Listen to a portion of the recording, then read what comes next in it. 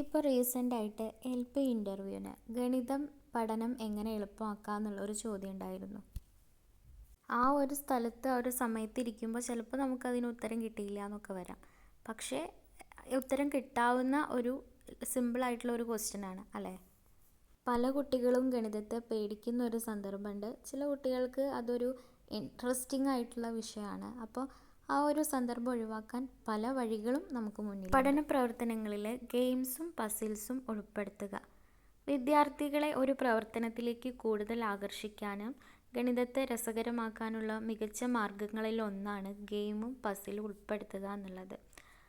Sudoku, maths Bingo, അതുപോലെ ഇപ്പോൾ primary ക്ലാസ്സിലാണെങ്കിൽ snake and ladder തുടങ്ങിയ ഗണിതവുമായി ബന്ധപ്പെട്ടുള്ള ചെറിയ ഗെയിമുകൾ, ബോർഡ് ഗെയിമുകളൊക്കെ ഉണ്ടാവുമല്ലോ, അതൊക്കെ വിദ്യാർത്ഥിക്ക് നൽകിയിട്ടുണ്ടെങ്കിൽ, പ്രവർത്തനത്തിൽ നൽകിയിട്ടുണ്ടെങ്കിൽ അവർക്ക് ഗണിത പഠനം ആസ്വദിക്കാൻ പറ്റും. ഒരു ഫണ്ണായിട്ട് ഇതെടുത്ത് പഠിക്കാൻ പറ്റും. ഒരു കാര്യം നമ്മൾ കണ്ടു പഠിക്കുമ്പോൾ അത് കൂടുതൽ കാലം മെമ്മറിയിൽ നിൽക്കും അല്ലേ? പെട്ടെന്ന് മനസ്സിലാവുകയും ചെയ്യും.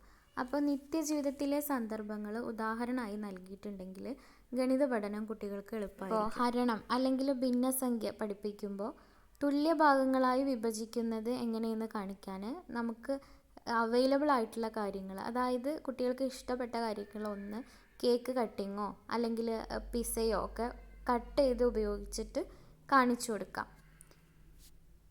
അപ്പോൾ ദൈനംദിന ജീവിതത്തിൽ ഗണിതം ഒരു പ്രധാന ഘടകമാണെന്ന് കുട്ടികൾക്ക് മനസ്സിലാക്കാൻ സാധിക്കും.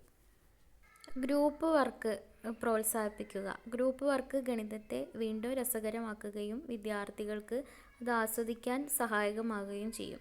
ഗ്രൂപ്പുകളായി പ്രവർത്തിക്കുന്ന വിദ്യാർത്ഥികൾക്ക് പരസ്പരം ആശയങ്ങൾ പങ്കിടാനും അതുപോലെ പ്രശ്നങ്ങൾ പരിഹരിക്കാനും സഹകരിക്കാനും കിട്ടാത്തവർക്ക് സഹകരിക്കാനും ഒക്കെ കഴിയും. അധ്യാപകർക്ക് ഗ്രൂപ്പ് പ്രൊജക്റ്റുകളോ പ്രശ്നപരിഹാര പ്രവർത്തനങ്ങളോ ഒക്കെ ഡെയിലി അല്ലെങ്കിൽ വീക്കിലി ഒക്കെ ആയിട്ട് കുട്ടികൾക്ക് കൊടുക്കാം. അതൊരു പരിഹാരം കണ്ടെത്താൻ വിദ്യാർത്ഥികൾ ഒരുമിച്ച് പ്രവർത്തിക്കുകയാണ്. ആ ഒരു സമീപനം, അതായത് ഈ ടീം വർക്ക് വികസിപ്പിക്കുന്നതിനും അവരുടെ ആശയവിനിമയ കഴിവുകൾ മെച്ചപ്പെടുത്താനും ഇങ്ങനെയുള്ള ഒരു ടീം വർക്ക് സഹായിക്കും. ഗണിതം പഠിപ്പിക്കുമ്പോൾ ടീച്ചറെ സീരിയസ് ആയി നിൽക്കേണ്ട, കുറച്ച് ഫലിതമൊക്കെ ഉപയോഗിക്കാം. ഇടയ്ക്ക് തമാശ പറയുക, അല്ലെങ്കിൽ അതുമായി ബന്ധപ്പെട്ട തമാശയുള്ള സന്ദർഭങ്ങൾ പറയാം. രസകരമായ വീഡിയോകൾ കുട്ടികൾക്ക് കാണിച്ചു കൊടുക്കാം. എല്ലാത്തിലും ഉപരി ടെക്നോളജി, ഇന്നത്തെ കുട്ടികളൊക്കെ ടെക്നോളജി യൂസ് ചെയ്യുന്നവരാണ്. അപ്പോൾ ടീച്ചർക്കും അത് ഉപയോഗിക്കാം. ഗണിതവുമായി ബന്ധപ്പെട്ടിട്ടുള്ള ആപ്പുകൾ ഉപയോഗിച്ചിട്ട് കുട്ടികൾക്ക് പഠനം എളുപ്പമാക്കി കൊടുക്കുക. അത് ടീച്ചർക്ക് പരിചയപ്പെടുത്തി കൊടുക്കാം.